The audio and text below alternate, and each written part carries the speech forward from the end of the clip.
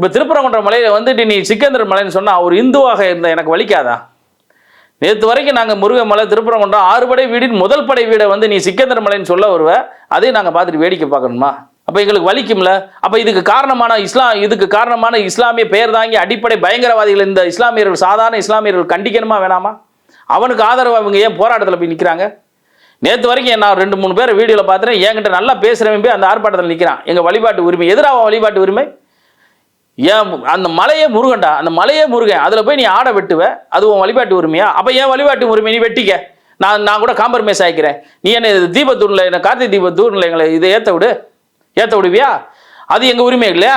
அப்போ அவனுக்கு ஒரு நாயம் எனக்கு ஒரு நாயம் நீதிமன்ற உத்தரவு இருந்து ஏற்ற முடியலாங்க. அப்போ இதுக்கெல்லாம் என்ன காரணம்? திமுக என்ற தீய சக்தி.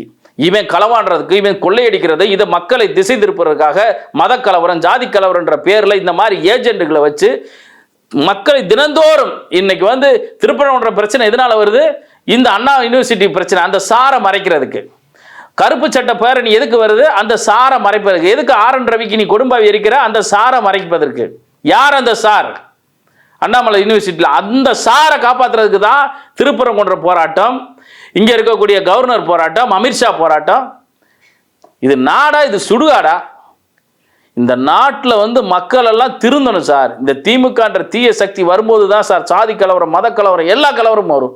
அதுக்கு வந்து மக்கள் வந்து நல்ல 2026 சரியான முடிவு எடுப்பாங்க. அதில் எந்த மாற்று கருத்து எல்லாம் அடி மேல் அடி வாங்கி உட்காந்துருக்கான்.